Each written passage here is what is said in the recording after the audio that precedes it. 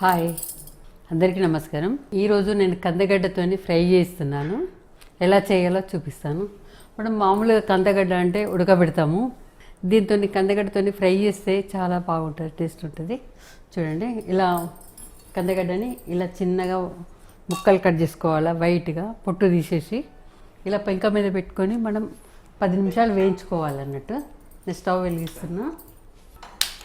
ఇలా pieces cut చేసుకొని కొంచెం ఇలా పెట్టుకొని 5 నిమిషాలు అయితే సరిపోతుందని. ఇది వేడెక్కే లోపల ఇవి మంచిగా మనం చుట్టూరుగా పెట్టుకోవచ్చు.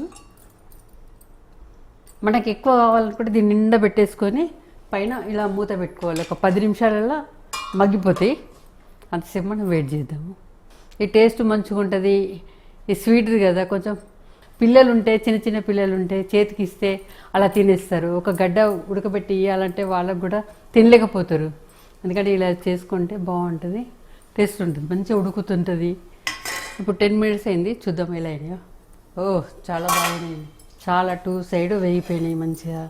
ఒకసారి ఇలా కలిపేసుకుంటే సరిపోతుంటుంది.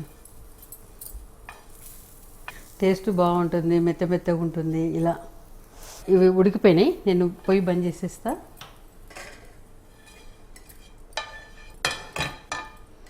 చూడండి, కలర్ కూడా వస్తుంది, తొందరగా ఉడికిపోతుంది. మనం ఇట్లా అంటే ఇట్లా మెత్తగా వస్తుంది.